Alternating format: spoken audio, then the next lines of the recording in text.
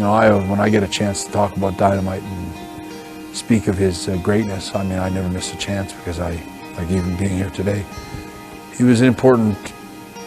I always think Dynamite Kid was the best there is, best there was, best there ever will be, and I say it all the time. And I think I'm very, very proud of my own career, and I had a great career, and I think I was a fair wrestler in my own right. And but Dynamite, if you had to ask me if I thought I was better than Dynamite, I could never say I was better than Dynamite. He was the best there is. He was the best wrestler I ever watched, best wrestler I ever worked with, best wrestler that ever put on a pair of boots, in my opinion.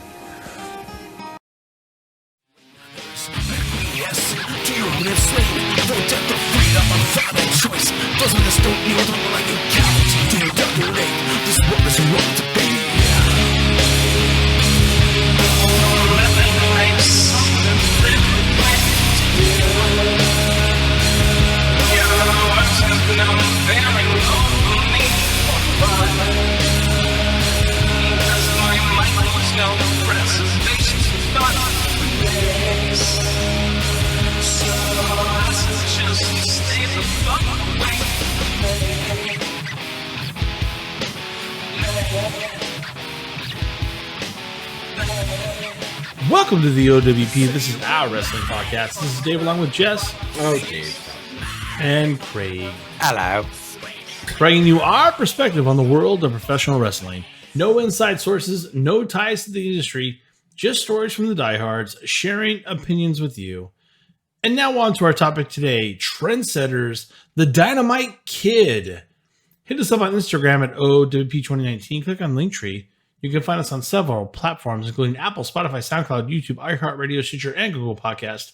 And anything we talk about is inspired by the WWE Network. So do yourself a favor and get your free month today to watch anything WWE, WCW, ECW, and more. Guys, will this particular trendsetter be Dynamite?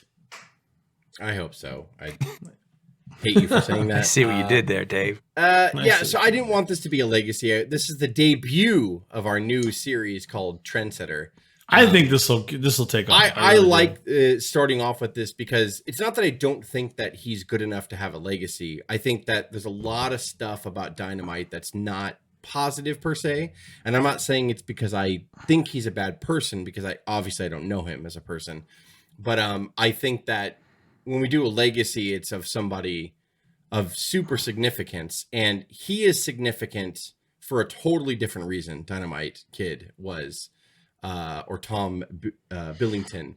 We do legacies on people like, Hogan and even Vader to a certain extent. We did do a legacy, but it's people in America who we got familiar with. Dynamite is very familiar to American wrestling fans, but really for the wrong reasons. I started watching wrestling in very, very late 87, / beginning of 88. I knew him as one half of the British Bulldogs. And that's all I knew him as. And he would do that cool snap suplex, right? Like in that headbutt from the top rope. And those were the two things that I remembered. But in WWF, I would learn as I got older and got to know the industry, you got neutered a lot, pun intended, in the WWF. In the WWF, because like Vince just wants you to fit in your role. And if he has a superhero that does certain things, he is protected, that superhero, and the other guys can't wrestle to their full extent. I mean, you don't think people like, Bret Hart and Dynamite could tear the house down anytime they want to, because they were talented, but they were held back a little bit. Not until I started tape trading in the early 90s did I really understand the effect and the trend that Dynamite set and what kind of a magnificent professional wrestler he truly was. And I saw that because I saw a guy by the name of Chris Benoit who did this move called the snap suplex. And I was like, Dynamite did that. He's copying the Dynamite Kid. Just saying that, I only knew the body of work that Dynamite did in the WWF during his tag run. So I started tape trading and getting some Dynamite. And then you see the gem, which we'll get to when Dave starts reading on, the Tiger Mask series of matches. Then I realized, like, holy shit, guys like Hulk Hogan and The Rock and Steve Austin and Flair and Macho Man and The Warrior, they change wrestling like on a mainstream appeal because you're attracted to them because they're comic book characters come to life, basically. When I realized the connection between Dynamite and Benoit and who Benoit was emulating, I realized like, oh, there's like a behind the scenes trend setting that goes on where people copy styles and people copy language, wrestling language, movement. I always say flow like water and stuff. And there's many different types. So then I started to really appreciate that, and then I became a type of professional wrestling fan who enjoyed work and people, their body of work. And I still loved Hogan and enjoyed those people and The Rock. And how can you not, right? But this series, I want to mean something in the sense of like, it's not just a legacy. He changed the way a lot of wrestlers that we watch now, a lot of wrestlers that we grew up with in the mid to late 90s, the way they wrestled and the way their language changed in the ring. He did something completely different than a lot of other wrestlers did. And he was just this tag wrestler, right? When I first got to know him and when we all probably first got to know him. But really, he meant so much more before that. And he would go on to do some stuff shortly after it, unfortunately. And physically, he fell apart. And like I said, the main reason why I didn't want to do a legacy was because there's a lot of negative things, unfortunately, that happened in his life. And I'm sure his life did not end the way he wanted it to. But at the same time, his legacy, the trend that he set and the work that he changed will live on forever. And we still see it in wrestlers to this day. It certainly matters. What he's done and what Dynamite Kid has done and the language that he spoke in that ring cannot be forgotten. It can't be. Just can't. Greg? Yeah. I mean, well said, Jess. And I think that is a big distinction. It's not about his career and the length of it and the matches that he had. It's how he influenced people. It's how he influenced style. It's how he influenced the sport in his short time here. And he's something special. I think people they should not forget about him. I hope Benoit passes it to Brian, who passes it to someone else, to always pay homage to Dynamite Kid and that style.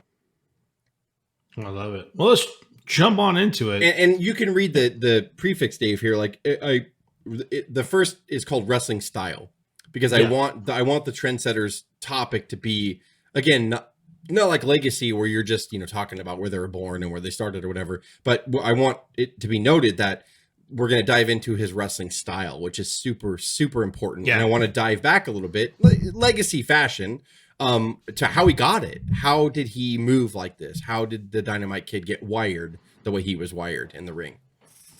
I love it. Yeah. So the wrestling style, drawn to sports rather than the academia that he was probably trying to set out forth. Tom Billington began pro wrestling training in 1975 by Ted Beatley, who ran a wrestling school out of his hometown in England.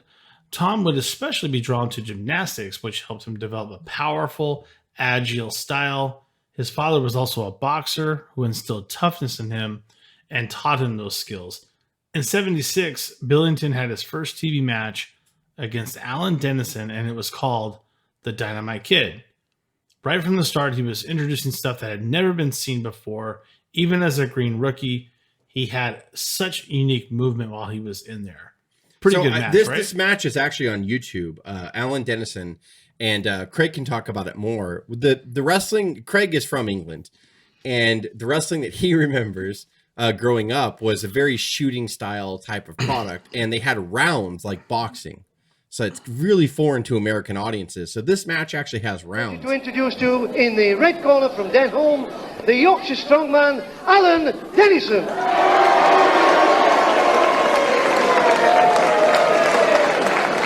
And in the blue corner, a young boy making his first season in professional wrestling, the Dynamite Kid.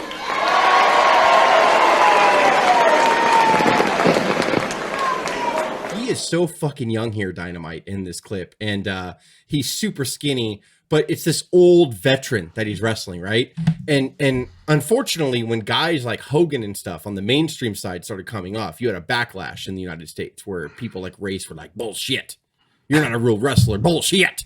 Like Bruno Sammartino said, you're not my caliber. It's just a whole There was a whole backlash. But here, to watch this match and Alan Dennison, the way he wrestled him, there was probably like a 20-year age difference, if I had to guess, like at this point here. This guy had to have been in his 40s, and Dynamite was fucking had to have been 18 here. It was ridiculous. Just a kid, yeah. He was so skinny. But what he was doing was, this is all mat wrestling. It's very realistic style wrestling, where after they would get done with a chain, like, you know, a sequence of chain wrestling moves, the crowd would clap, almost like a Japanese audience, but it was UK.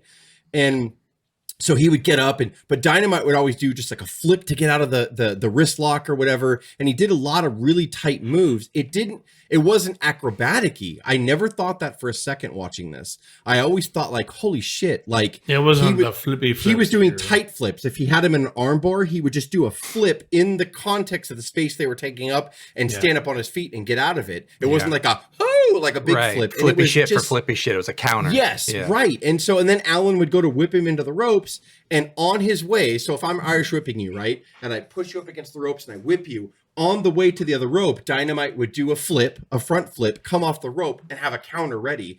And you saw this Allen guy, the story was told brilliantly. He's trying to work it out. They acknowledged the fact that they were so different in age and that this is a new guy. And so much, in fact, that it ended because the big spot on the second round was he caught Dynamite doing one of those counters and choked, threw his throat up against the top rope, almost like a stun gun, what Austin used to do. And then the ref stopped the match because the young kid, he couldn't breathe and he got his throat hurt. But then Dynamite recovered, and afterwards the veteran got on the mic and said, I'm paraphrasing, but he was like, I've never seen anything like this kid before. He's got something there, I got him tonight, but like, he's something. He's the youth. He's the guy that's good. He's going to learn from this. Nice get out of the head. Oh, missed him this time completely there, and a bad miss, and landing on the top rope, throat first. And a kid may not... Oh my gosh, that's a pity if this bout's ended now, because it was just getting really interesting. But I'm afraid, no, the referee isn't even counting. He realizes that... It was amazing to watch. He was an up-and-comer. You don't see that. You never saw that in the United States. You only saw that stuff. We'd always comment on Japanese crowds being very respectful and being dead quiet. And then when the spot was done, then you clap to appreciate the work. Here it was similar to that, but it was a very real feeling. It was like they were really fighting on the mat. They were really grappling, trying to get position. And Alan was trying to get on top of him. But Dynamite was this young guy. He was green. He couldn't put his gun in the holster quite, but like he just would flip and get out of it and stuff. And like people were like, oh. They were like, audibly like, oh, like doing that. And I was just so taken back by watching that. From 1976, I was like, this is amazing to watch his infancy in wrestling. And where he came from. Gymnastics were such a big part of it. Shawn Michaels took gymnastics too. And it's a big part, not so you could do obvious big flippity doodahs, not because of that, but he was learning to get a strong core and become majorly agile.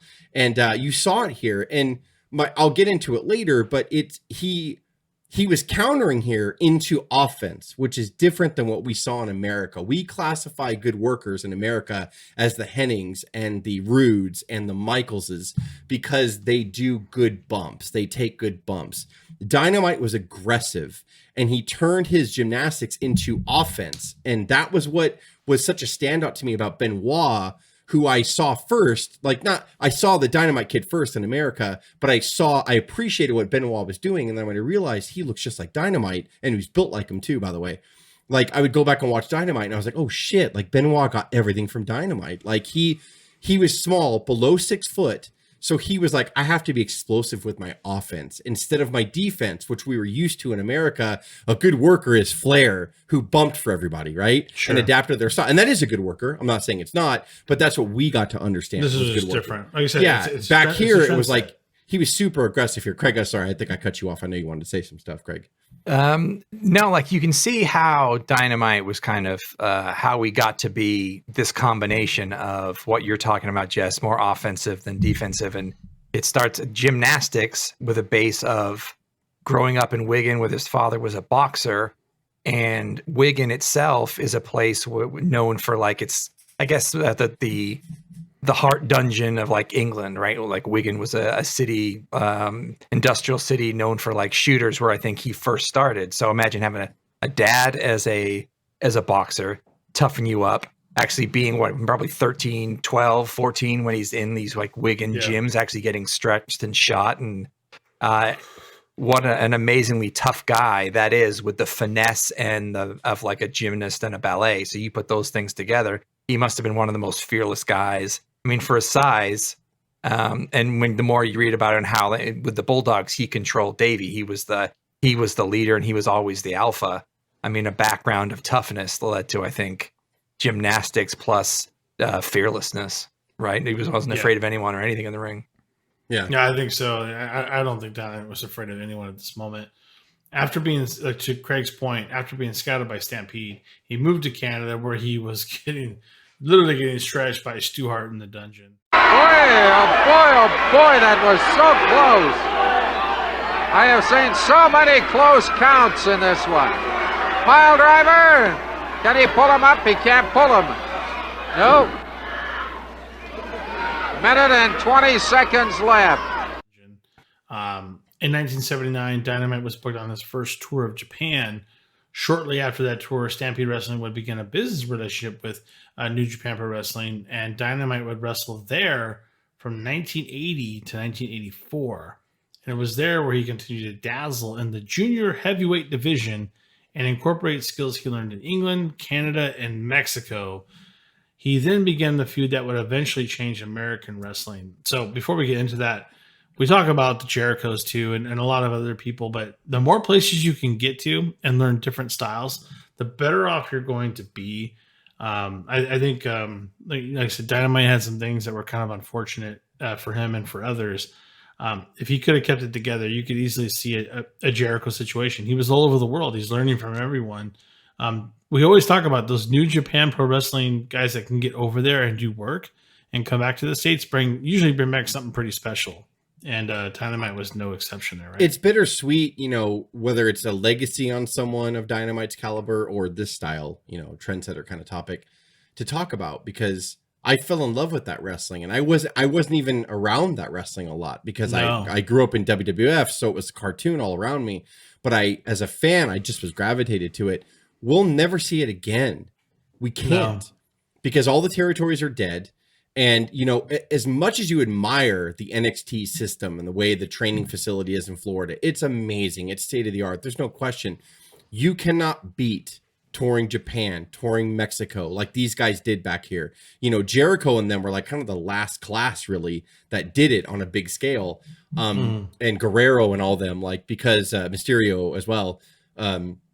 Like you just, it was dying out then. And then after the Monday Night Wars ended, it was just like New Japan was dead for a while, like it just wasn't anything special. And then now New Japan is, really back in a big way, but still American wrestlers, like they have to leave the WWF, leave comfort, leave big contracts to make the choice to be like, I gotta go. That's why I appreciate people like Moxley and all them. Like they're like, we love pro wrestling.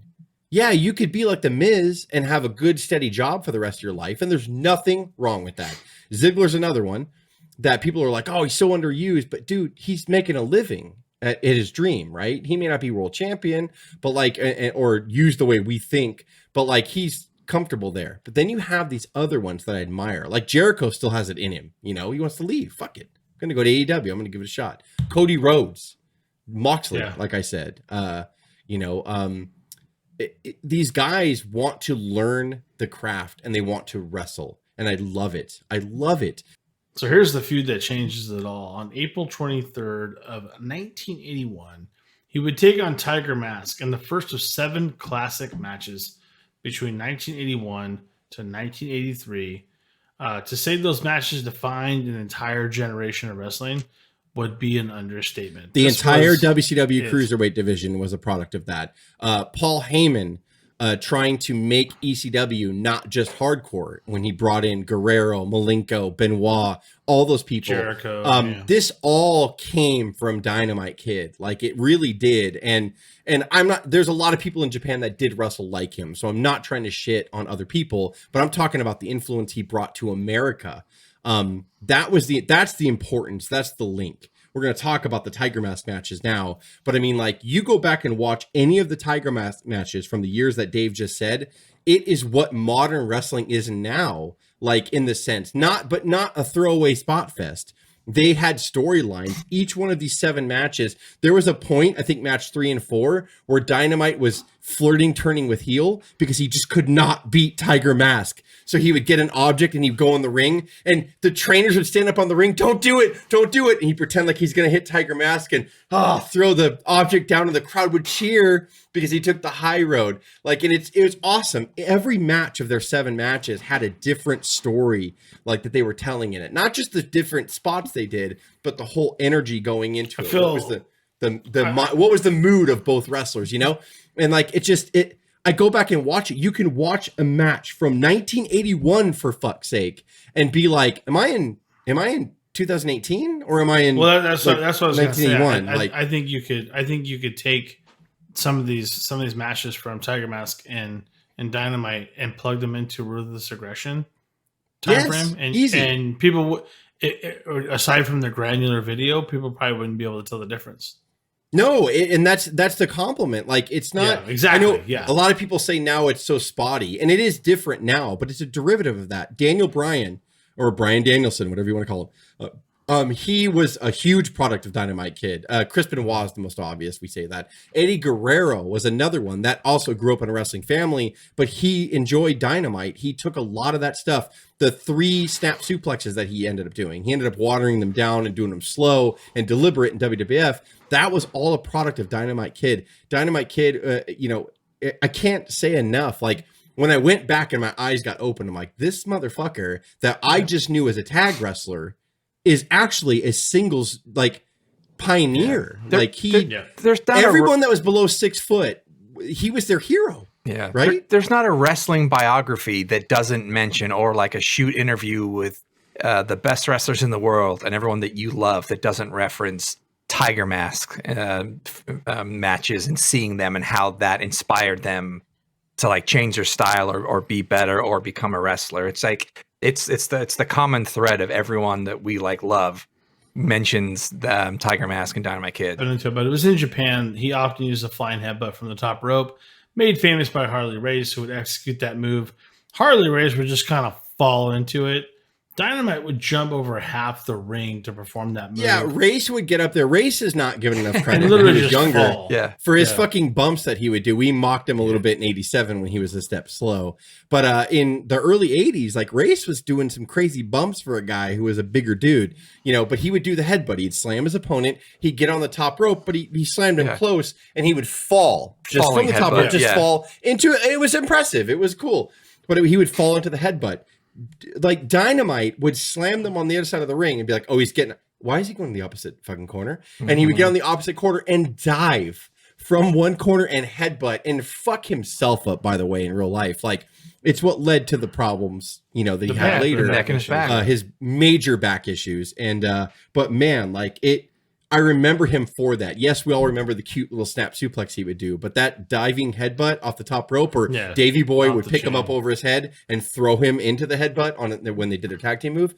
Like, I'll never forget that, man. Like, Dynamite was just fucking, like, he was short. He was way smaller than Davey Boy as far as height wise, but like, when he got in there, you're like, oh shit, like some stuff. And that's just his American watered down version of himself. Like, he was injured a lot in his WWF run, and we didn't even know it, right? Like, we had no idea that watching Dynamite in 87, why the fuck was he in a 6-mag at WrestleMania 3? Well, he was because he was fucking hurt. He couldn't be barely carried to the ring. He could barely move. We didn't know that, right? But when he got in there, though, for that 30 seconds, snap suplex, headbutt, like, he hit his fucking moves, and like, or that stiff clothesline he would do that broke Foley's jaw. All the pain pills in the world to hit those 2 moves and get back out of the ring. You sound like you're joking in the sense, but it's tragic. It's true. Right? It's tragic, and it's true, and it's tragic, and man, like, it's that headbutt. Race has been in shoot interviews before he passed, was like, I regret doing that move because like people started copying it, and he was like, it hurt me,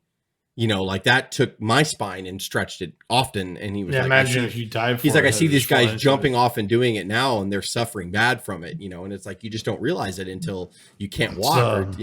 Till you pinch your first nerve, and you're like, oh, I'm known for doing this diving headbutt. I got to keep doing it, right? Like, but it's not good for you, and you pop some pills, and it's a drain. You start spiraling down a drain. Well, let's shift gears here. We'll talk about wrestlers and fans who were influenced by Dynamite Kid. Unlike the WWF in America, Japan valued and often highlighted the junior heavyweight division. Their product was a more physical style to give the appearance of realism.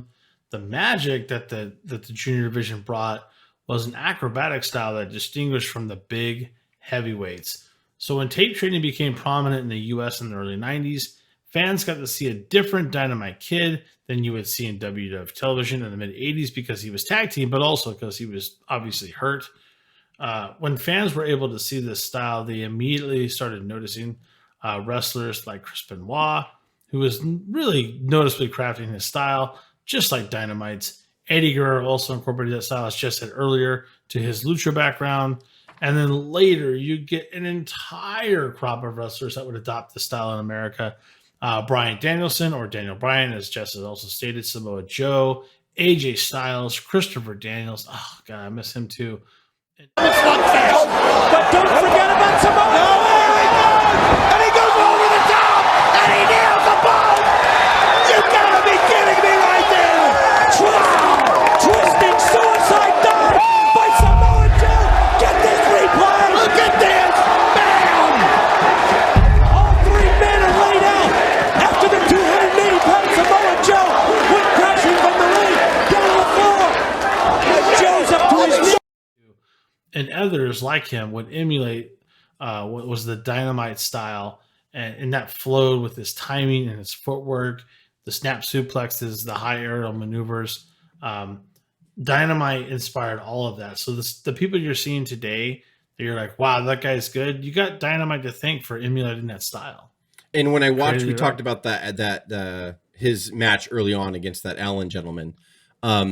When I watched their armbar work and everything, like I thought a lot of Ring of Honor and Daniel Bryan, Bryan Danielson, excuse me. Bryan Danielson. I'm so used to saying Daniel Bryan. Christopher Daniels too. Yeah. And Christopher Daniels, and when they were in the Ring of Honor with CM Punk and Samoa Joe and Christopher Daniels and Bryan Danielson, they would do mat work like that. And so when I watched that video in preparation for this, because I'd never seen that UK footage before, I was like, oh my God, like that was those 4 or 5 big wrestlers that I named, that when Ring of Honor was that in that 5-year period where Ring of Honor was like, that was the indie darling promotion, right? That was the one that you had to go watch. That was the next generation of wrestling. I was like, oh my God, we already saw it. And we had no idea. We had no idea that Dynamite already gave us that. But it took all, until 06 or 07 for Ring of Honor to finally like get the attention of hardcore wrestling fans, like that were not hardcore like ECW hardcore, but hardcore that were, we were tired of the goo goo and the gaga and the bubblegum. We wanted, WCW was long dead.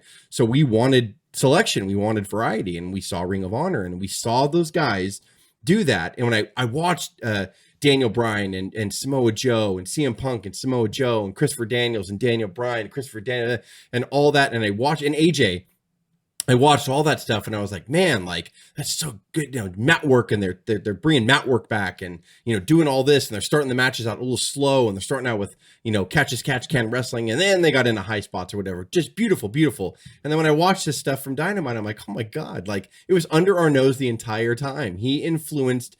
Even into the late 2000s, Dynamite Kid, his style was still everywhere. Those roots were, and not only the wrestlers that you've talked about, he influenced. He actually, there's a story. He made Bret Hart really.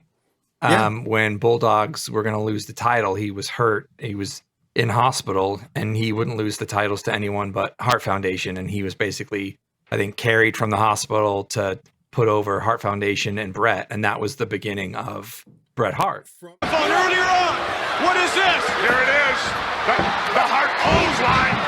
No. We have new champions of the world. I can't believe it. Ladies and gentlemen, the winner of the match and new World Wrestling Federation Tag Team Champions, the Hart Foundation. Jimmy. Bret Hart. from all their thanks to bond in Dynamite. Stampede, we didn't cover it, but Dynamite and Brett had great matches with Mhm. Brett as a rookie almost. Like that's how good Yeah. Brett is too, by the way. It was a And great all- match for Yeah. Bret Hart versus Dynamite. They had Kid. ladder matches. Yeah. Like forget The- Shawn. and like, in dark Mhm. matches and stuff too in WWF, like when Davey Boy would be injured or whatever, or Anvil couldn't make a shot or whatever, in some house shows for WWF in like '86, Dynamite would take on Brett. Introducing first from Leeds, England, weighing 239 pounds, the Dynamite Kid.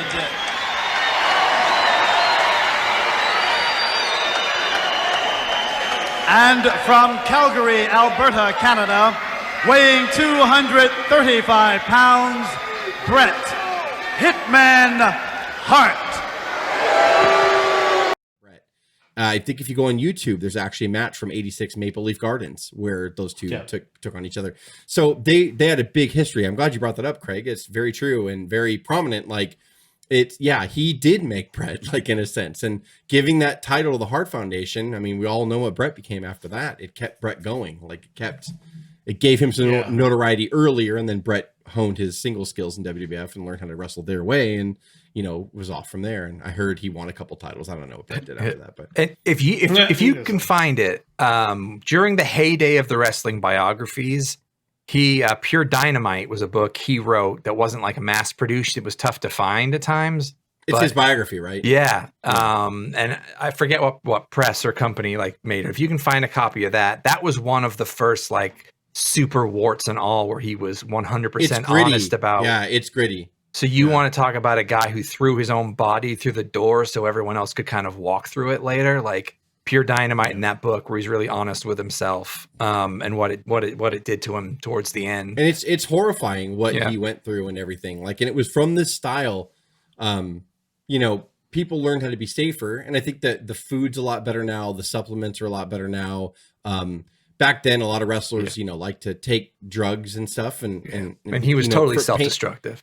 And drink heavily and all that stuff or whatever, and like this take steroids and growth hormones, and they had no idea, right, what it would do. Sure. Nowadays, a lot of wrestlers, there's supplements that are safe. There's supplements that you could take now. The eating's a lot cleaner. They always make jokes now too. Oh, all the wrestlers do now in the back is they play their video games. They got their face in their phones. I'm like, well, that's way better than fucking taking a bottle full of pills to get you through a match and then fucking downing it with vodka in the bar and staying up till 4 a.m. heading to the bar. Jesus, that's why some of these guys are dying, right? Like they took, steroids and growth hormones and combine that with alcohol. You're done. Like you're done early. Yeah. You'll do damage to even if you get clean later, it doesn't matter. You'll die in your fucking 40s or 50s because your heart can't take it. Your heart, yeah. Yeah. And, unfortunately, Dynamite was one of those tragic stories, but I'm glad we did this. I'm glad you guys liked it. I'm glad you guys spoke your mind a lot too.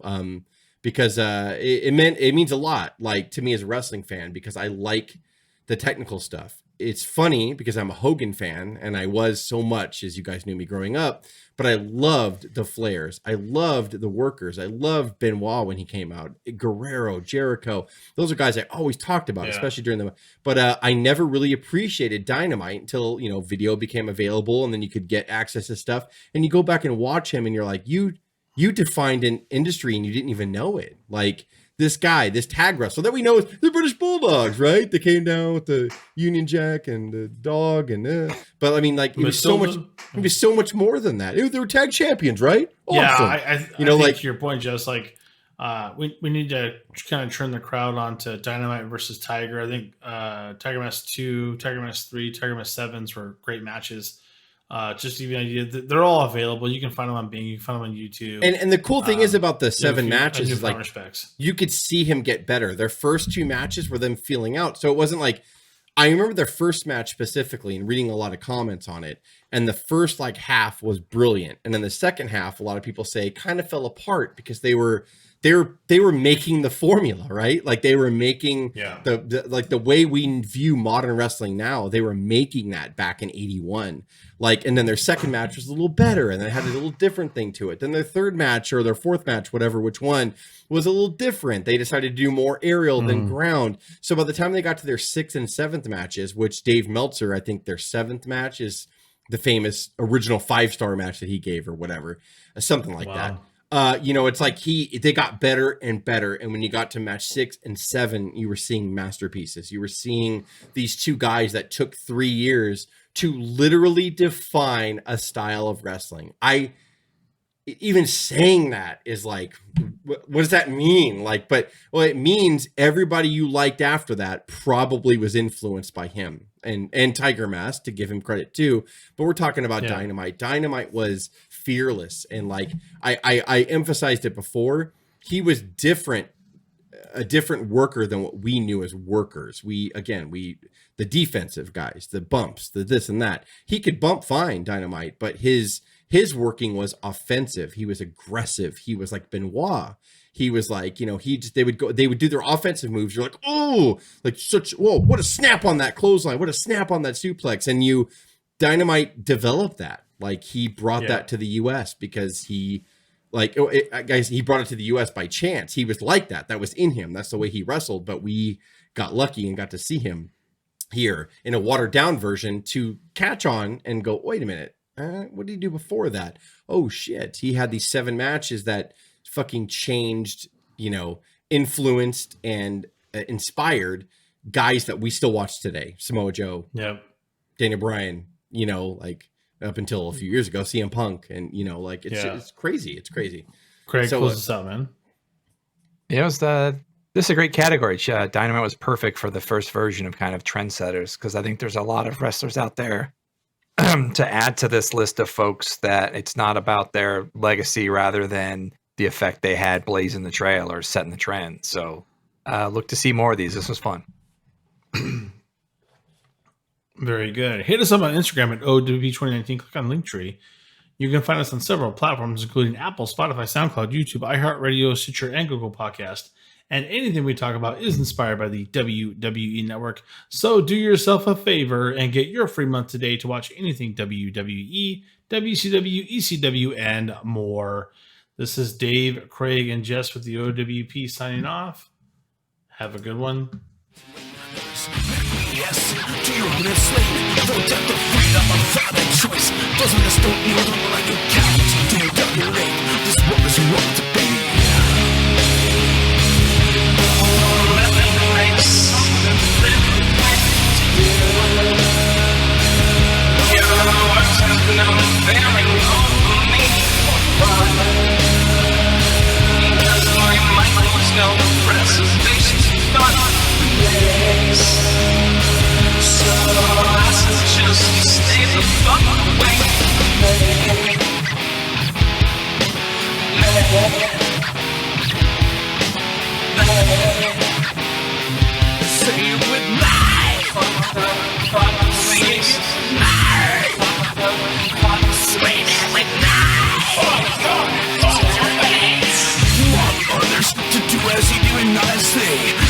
Themselves oppressing your own cognitive function eliminated.